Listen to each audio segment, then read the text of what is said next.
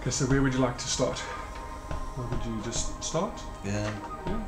Okay, cool. So, tell me a little bit about yourself. Who are you? My name's Rod Scarth. I'm the master of mind magic. Hypnotist for the last 17 years. Happily married man with 7 lovely children. Married to Anthea. Contented with life. I like people watching. What is people watching? Studying people's human behaviour, basically, how they interact with people and they interact with the world, and just see how. You're gonna have to edit this, but so I haven't even thought about anything about this. Yeah, how they interact with the world and the surroundings, and I enjoy watching people chat other people up and their techniques, and knowing I can just watch them, their body movements, how they're going to fail dismally, and I just feel like walking up and saying, mate, don't even bother. I can tell within 30 seconds if they're going to work or not. I have a 30-second rule. You know, I can tell just like, I feel like say, mate, buy her a drink, she's going to enjoy it and tell you to go away. I just like, people interest me. Now, if I had to ask you, where did you come from? In other words, what was your childhood like? What was your teenage life like? You know, those years in the adult life. If we start off with childhood. Right. I'd like to say it was an amazing childhood, but it was typical. Went to boarding school at the age of 5. Taken there by mum and dad for a day visit, and matron came along and said, "Come on then, Rod, time to go to bed." And it was like, "What? No!" And she led me upstairs, and I was like, "I want my mummy and daddy." She said, "No, you're here to stay now." So a case of, at 5 years of age, I was away from mum and dad for 2 weeks, and I was allowed to see them every 2 weeks for a day and a half at 5. And it reminds me of Tom Brown's school days, actually. It was very unbelievably strict. My next boarding school especially. The rules and regulations you would not believe. You had to have permission to climb trees from the headmaster, but only on a Tuesday. Lessons lasted sometimes...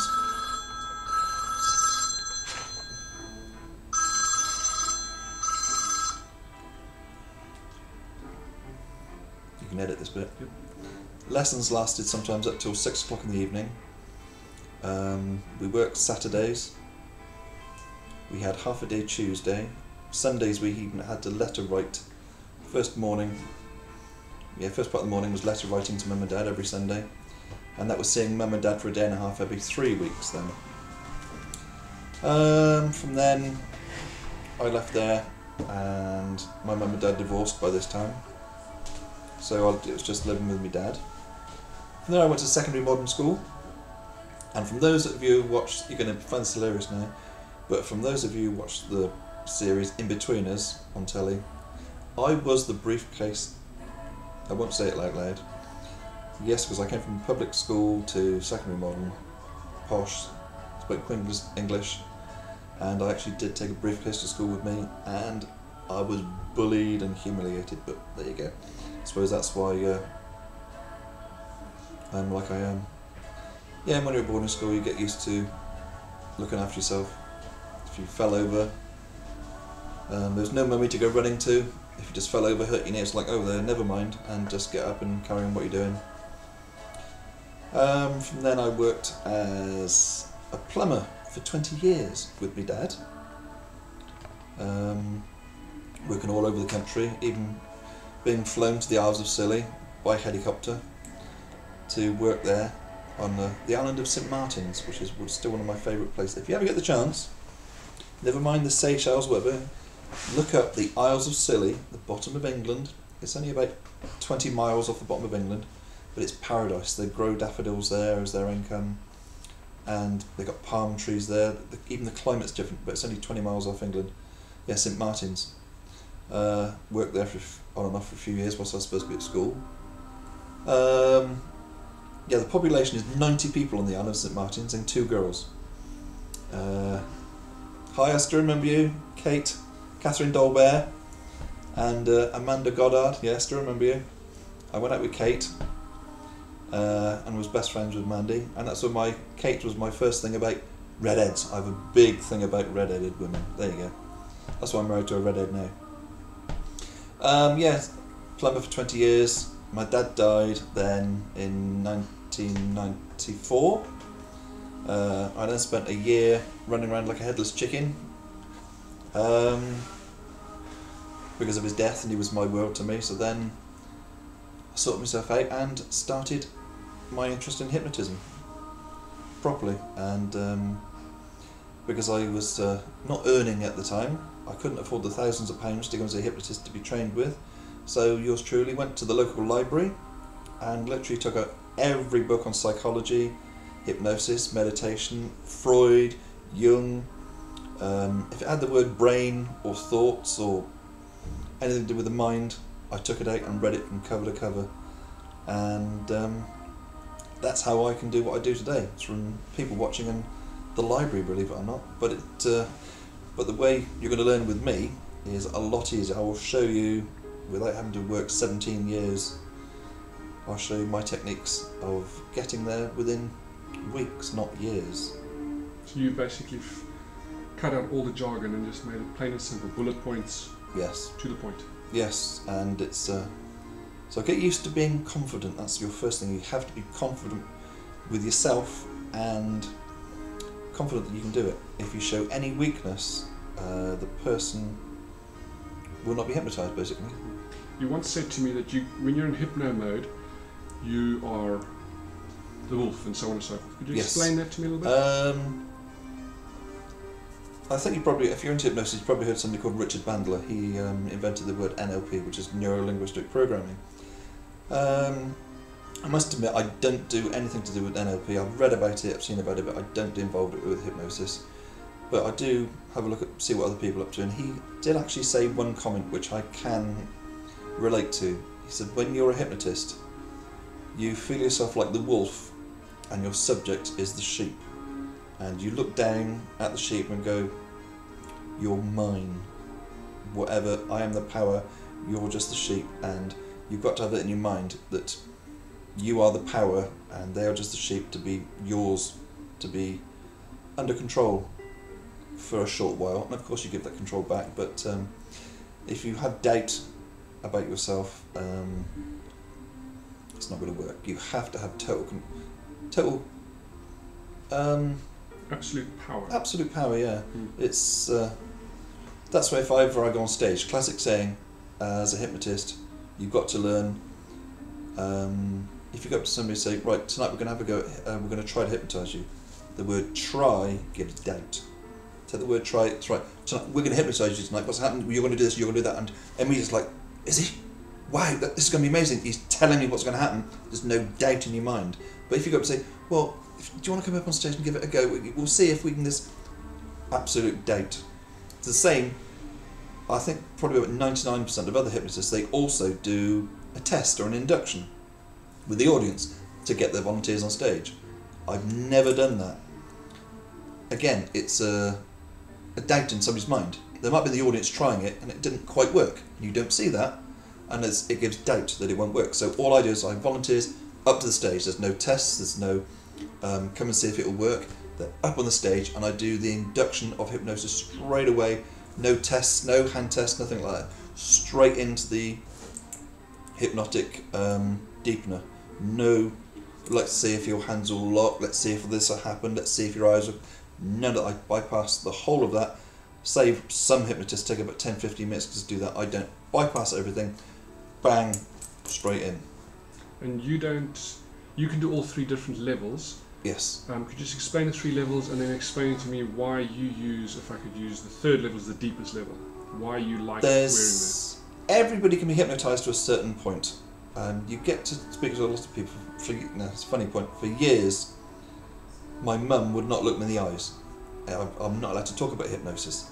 And so many people are like that now, even today. What you do, I'm a hypnotist. Oh no, don't look at me.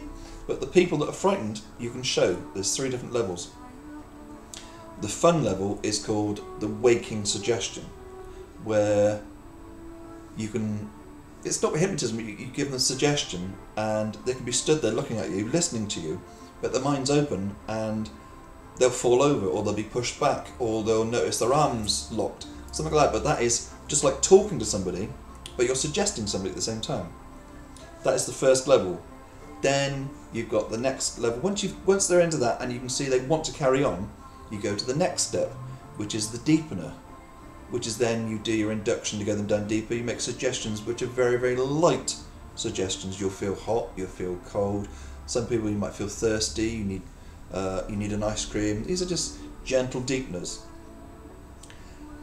Then there you go into deep trance, which some people call the person you want is somebody called somnambulistic or somnambulism. That's an absolute deep trance. The people we would love every show, or the people we want to talk to, they go into a really, really deep trance. But you will learn, as you'll find out, you can't put somebody straight down in. You have to learn to take them down step by step by step, whether it's quick or slow. But you have to bring them out of hypnosis and wide awake, and then what, and then in again. Every time you do that, bring them out, take them down, it tells their mind that they can come out of it, but each time they go deeper and deeper. But you've got to learn that, and you've got to have the confidence again to bring somebody out, to know they're going to go straight back down again. When you say the word sleep, or you can say anything, you can say banana or apple or motor car, you can say anything you want. You use that anchor word to take them down deeper each time. Alright, so pretty good stuff. Now, let's say for instance, I'm a skeptic of hypnosis and I fear it. And let's say for instance you take me through the different stages to get me to the somnambulism. And I decide, you know what, I actually don't like what you're doing. Do I still have control at that point to say no? Do you give that control to the people? Or do you say, you know what, I'm the wolf, you're the sheep? Period? No. You never do something without somebody's permission. You never do subversive hypnosis. Same as when I could get to that point, but same as when I do street hypnosis. I will not walk up to somebody and say, right, I'm going to hypnotise you. You ask their permission. Would you want to do this? If they're interested and they get their permission and say yes, then you carry on.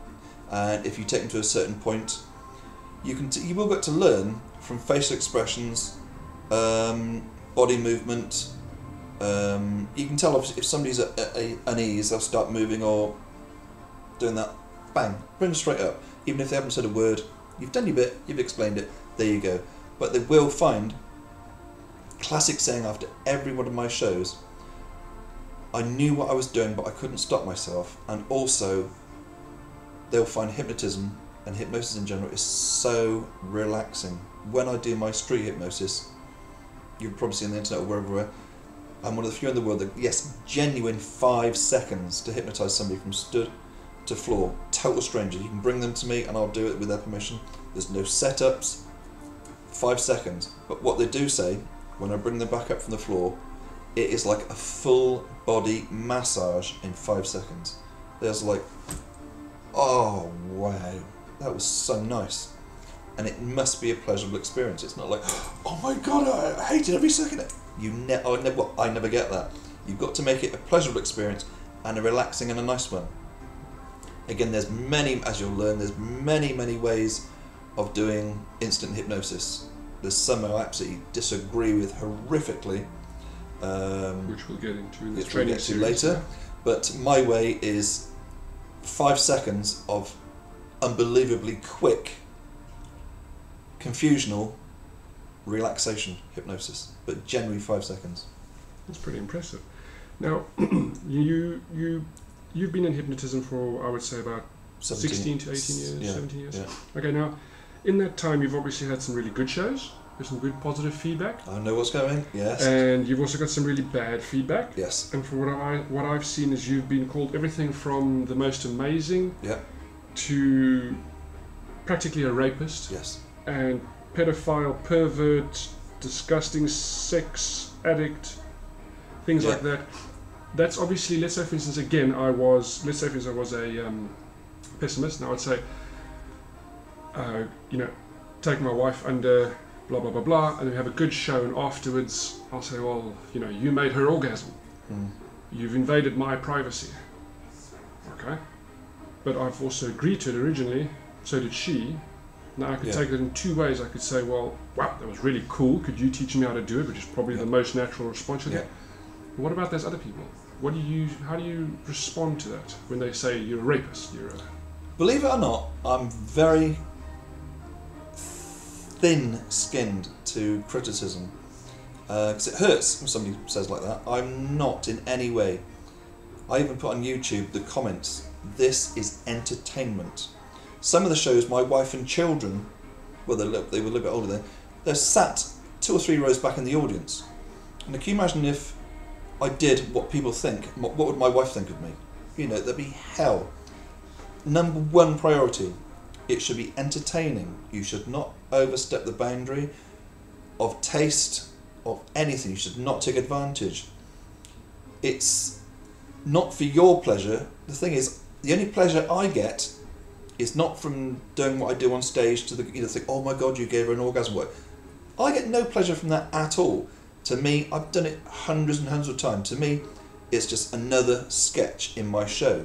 My pleasure is from looking at the audience or hearing the audience in fits of laughter or like, wow, that's amazing. That's where I get my buzz, not from doing what I can do on stage, because to me it's that people are going to think what you do that to a girl, it's like, oh my god, it's fantastic. But to me it's just like, oh come on, it's so easy. To me hypnosis is like breathing. Yeah, it is. It's just like second nature. I could do that. I can do it in the street. I've done it to girls in the street with their permission. 30 seconds to give an orgasm in the street. Just like, oh come on, you know, really? You know, okay, if you want me to. But it's no pleasure. It's just like, wow, look what I can do. You know, it's like a card trick. It is. It's a sketch. To entertain. That's it. And I'm, you know, walking on the street again. Same as in the show. It's for entertainment. People say, oh, you had control of this, that, and the other. But no.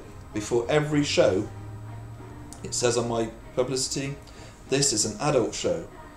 I even say before I start the show, it's not in the videos because I never show my induction on the videos on YouTube or whatever. I explain what sort of show it is, what's going to happen, basically.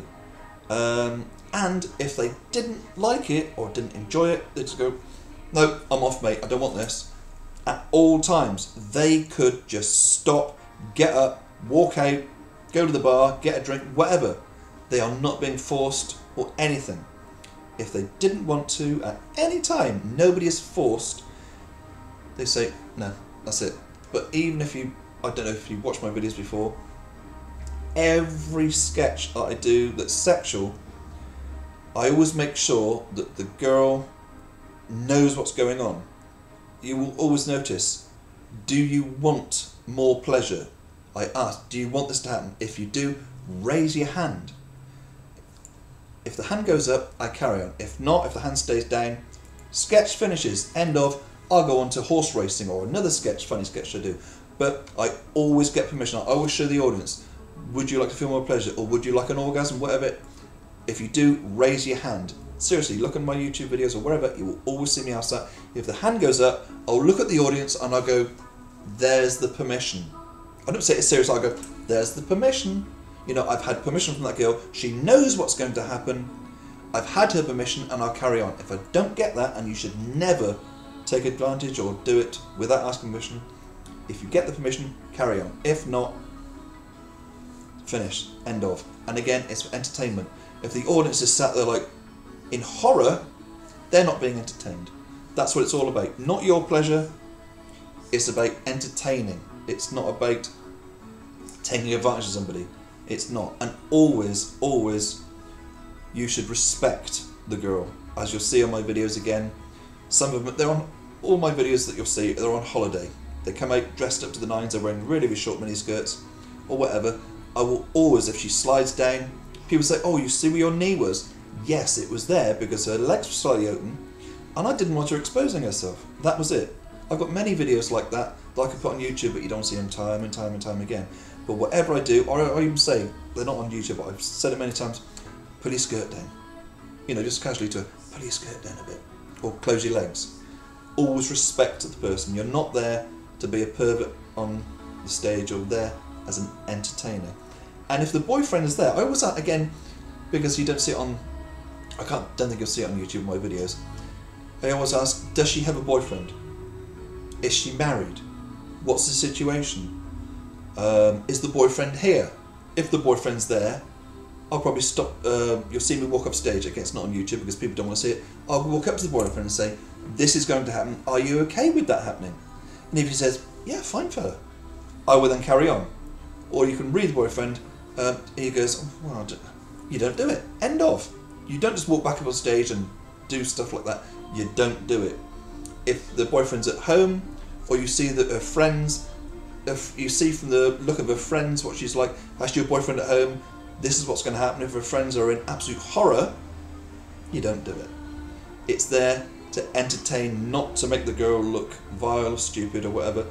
So when I do get comments, you took advantage, you're a rapist, they do hurt, and I do reply on YouTube. Again, it is entertainment, not for me, for the audience. So there you go. So to be blunt, you don't actually get a boner from giving a girl. No. You don't actually fantasize about these things. No. You're open with it with your daughters, Yes. your family, your sons, things like that. Okay. Yeah.